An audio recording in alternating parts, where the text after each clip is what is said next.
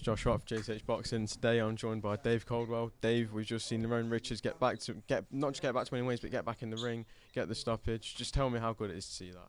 Oh, I'm over the moon for the kid. You know, he's had a tough time, and so to watch him come back and like you say, not just get a win but get a stoppage as well. That's nice. That's nice to see. I think it's just more getting the ring rust gone, getting himself back active. And I've just interviewed him, and he said he wants big fights now. He deserves big fights. He's a supreme talent, so he does deserve big fights. He doesn't deserve to be boxing, levels below himself. But he does deserve the big fights, the big nights, and I hope he goes and gets them. I think he also deserves to get his world titles back. You know, he picked up the world title, and then nothing went his way. Had to lose the title. Was meant to fight in November, that fell through. Was meant to fight in April, that fell through. Back tonight, big fights. Who do you think would be the best opponent for him? Listen, I think. See you later, mate. See you later. I think with his ability, he can beat anybody. So whoever they put in front of him, he's got the ability to beat them all. He's that good. Some people have been talking tonight, possibly, saying, looking at how big he is. He was a very big 168. Some people reckon he could compete at 175. Do you think he can beat anyone at either of those weight classes? 175 is a very, very hard division. He's got the ability, but I don't. That's not something that really I've thought about. So I don't know. It's a hot division. Ability wise, I still say he's talent wise he's right up there. It could beat them all, but are they too big for him? I don't know. Maybe. And obviously, moving away from Lerrone Richards, back in February I actually met you at the Leigh Wood fight, and I remember asking for your prediction, and we both predicted Leigh Wood. Rematch coming very, very, very close. Obviously, Leigh Wood's back May 27th in Manchester. Just how first of all, what's your thoughts on the rematch coming around so quickly? Leigh wanted it. Leigh pushed for it. He pushed hard for it. It's a case of where Leigh was literally 99% concentrated, and that 1% it wasn't, it got done.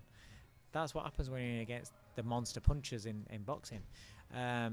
He has to be fully focused, fully concentrated for the whole duration of the fight. If he does that, then I don't see why he can't beat Lara. Do I expect a better version of Lara? Yeah, I do.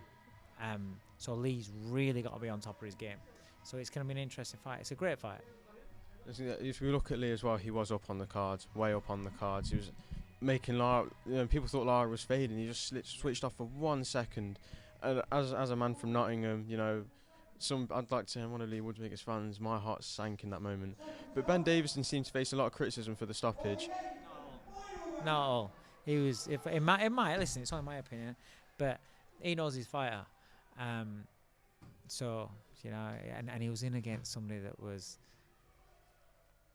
a real dangerous puncher. Not just somebody that it's a little bit hard, somebody that can turn your lights out.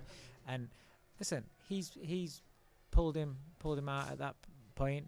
He's got a rematch a couple of months later.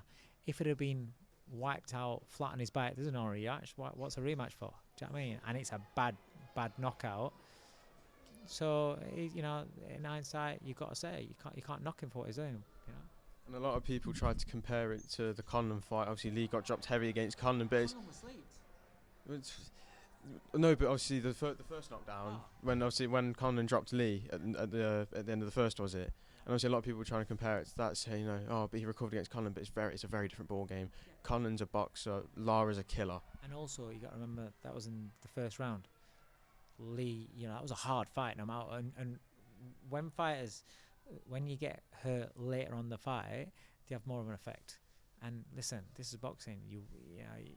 One shot can change your life. Never mind goes for a fight. And looking on to May 27th now, I don't want to talk too much about Leigh Wood losing, as it does pain me as much as it does everyone else. And what do you think we can see from Leigh Wood? Do you think we'll see a different, more fired up Leigh Wood than ever before? He doesn't have to be more fired up. I think the firing up bit might get him into trouble. I think he has to be cold. He has to be cold and very, very calculated. Take his emotions out of it, and just go in there and just do the job. Do a job that he was doing very, very well for a lot of that fight. Don't hook with a hooker. That's a very good point. He tried to trade the hook, paid the price. But looking here now as well, it's a change of venue as well. Normally Leigh's used to having Nottingham behind him at the arena. Obviously, he was so close to that fight at the stadium as well. Manchester this time. Do you think that'll be any different for Leigh, or do you reckon he'll be used to it? Again, it might be in his favour because it'll take that emotion out. He's like very, very immensely proud to be from Nottingham, you know, and coming out to Nottingham crowd. I know there'll be Nottingham fans in Manchester, but it's not quite the same as in Manchester. Even fight week being up in Manchester will be a little bit different, a little bit more chilled out, and probably not as intense as what fight week in Nottingham is. There's always a lot of buzz around Nottingham during fight week. I go down to all the fight week events, and just the open workout, it was packed out. Literally, there was people struggling to actually see. In Manchester, it'll be a lot different. I think it won't be as busy. There won't be as much of a buzz, and I think that could almost work in his favour. He'll be able to be a lot more calm and get a lot more in the zone, and almost feel like he's not got a whole city riding on his back. No, mate, perhaps that's what I would imagine. I mean, listen, don't get wrong. Manchester's a big fight city, so there is gonna be a buzz, and there is gonna be like a good fight week vibe, but it's not quite as on top when it's in your hometown. And talking of big fights in Manchester, July 1st we see Eubank versus Smith rematch. Well, just give me your thoughts on that rematch and what we can expect to see.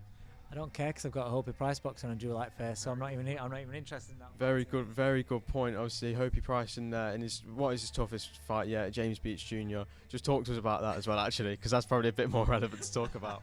I picked James Beach because James is just coming off a British and Commonwealth title challenge in which he lost, but he's just boxed for British and Commonwealth title, which these are the kind of opponents that I'm wanting this year for Hope. I've said that this is a development year for Hope, where I wanted to either fight guys that have been there and just a little bit past the best and fading, or guys that have just like recently just boxed for titles, that they've got that experience, because I need him to go in against guys that he can take experience from, add to himself for next year when he gets let off the leash.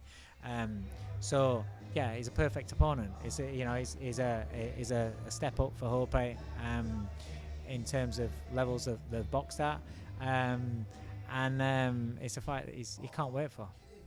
And how active would you like to be? If he's already been out in March this year, where next? Well, we're contracted for 4 fights a year, so we'll see. If we can slip in an extra one, then great. And just looking at the main event of that night as well, Dalton Smith versus Sam Maxwell. What a fight that is! What's your thoughts on that fight? I'm a big fan of Dalton Smith. I like he's a lovely kid. Forget the fact that we're both from Sheffield. He's a lovely kid. He's very, very talented. His whole team, his dad, everybody has around, they're good people. But he's getting better all the time, and the experience that he's getting, the rounds under his belt that he's getting in his last couple of fights, will do him the world of good. Sam Maxwell's no mug. Very, very good fighter. Well experienced amateur. Seasoned. Talented. But I just think the experience that Dalton's picking up is. His shot selection is fantastic. His brain's fantastic. He don't rush himself. He thinks about what he's doing, and I think that Dalton will have the edge. Obviously, it's a British title fight, another big British title fight that's essentially took the headlines this week. Fabio Wardley versus Fraser Clark. Bit of a messy situation. Obviously, you don't have to comment if you don't want to, but just what's your thoughts on that? Just disappointed that it's not happening. It didn't happen. Everyone was looking forward to the matchup. Everyone was looking forward to the purse bid. What show is it going to end up being? Shit happens in boxing. I think it was one of the most anticipated purse bids I've ever seen. There was people. I went on Twitter that morning, and everyone was there like, "Oh, TikTok is coming." That's the whole Eddie leaving Sky getting benched on. That's that thing that runs alongside the fact that it is a really good matchup. Do you think there was a bit of a lack of communication between 258 and Boxer? Sounds like it, doesn't it? Sounds like it. It's just, it's unfortunate. Obviously, the fans have been robbed of a great fight as well, because it's not just the purse bids were hyped, but people were extremely excited for the fight. Obviously, a lot of people. I saw an argument on Twitter the other day. People were trying to say that Fabio Wardley's the more experienced fighter, professional-wise, yes, but you've got to look at Fraser Clark's amateur pedigree. Yeah, it's not just amateur pedigree. It's WSB, which was essentially, basically, professional, basically, level of opponents that you're fighting in WSB.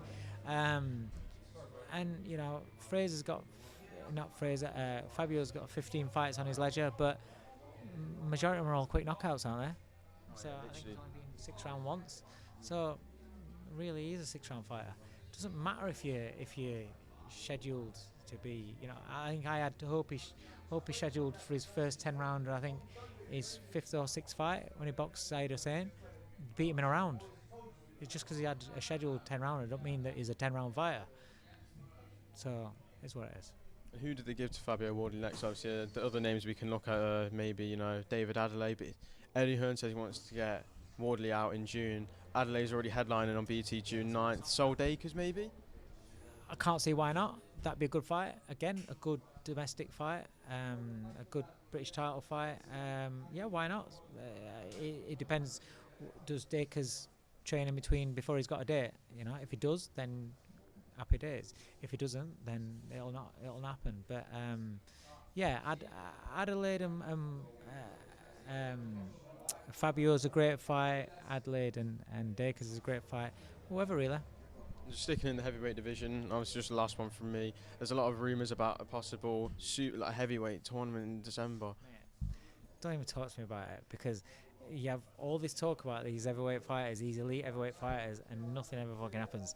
If it happens, I'll be buzzing for it, because it is a really good idea.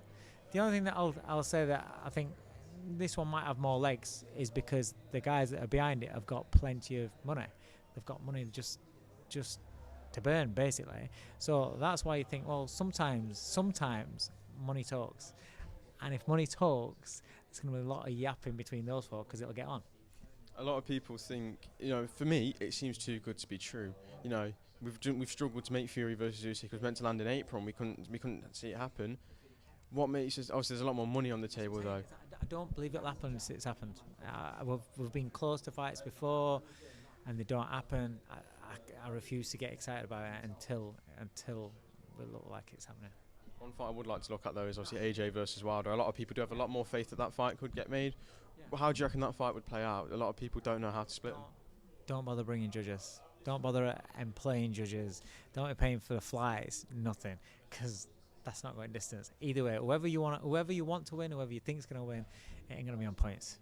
Dave, thank you for joining me. It's been an absolute pleasure to talk. And best of luck on July 1st with Hope Fry. Thanks, mate. Cheers. Nice one.